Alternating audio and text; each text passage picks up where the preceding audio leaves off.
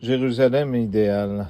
Rénovation universelle. Je vis afin que tout est renouvelé, ciel et terre, plus rien de la terre, de la mer d'autrefois, mais une ville sainte, une Jérusalem. Renouvelée descendait du ciel. Dieu l'avait paré comme une épouse pour ses noces. Du trône, une voix me parvenait, disant, « Voici la demeure de Dieu chez les humains. Il s'est établi parmi eux, et eux seront son peuple, et lui, Dieu, sera avec eux. » J'espère que vous comprenez bien ce que ça veut dire. Dieu va habiter ici.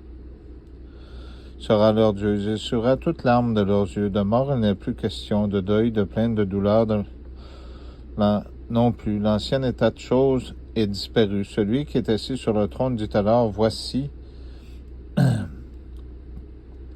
je recommence à neuf. » Écrit, ce sont là des paroles fiables et vraies. Voici encore ce qu'il disait. Ce que je dis se réalise. Je suis l'alpha et l'oméga, le début et la fin. L'assoiffé recevra de moi comme une grâce, une source de l'eau de la vie.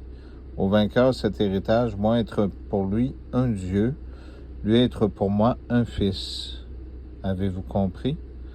Donc le Fils il est sur la terre.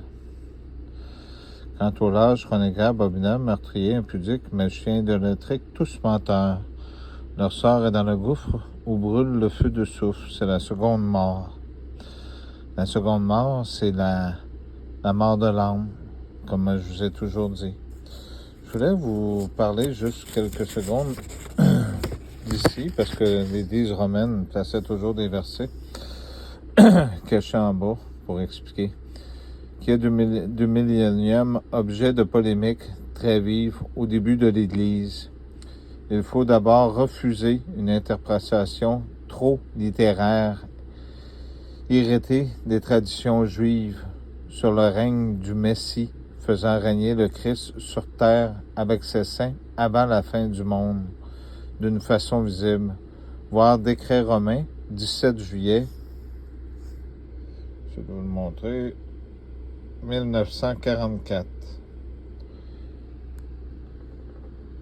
C'est important ce que je viens de vous dire, ce que je viens de vous montrer. C'est écrit dans le petit livre. Vous vous rappelez l'ange aux 7 tonnerres et au petit livre?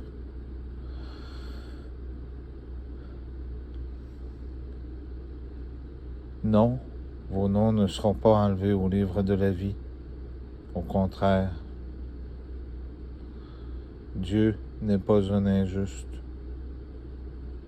Il ne le sera jamais. Merci.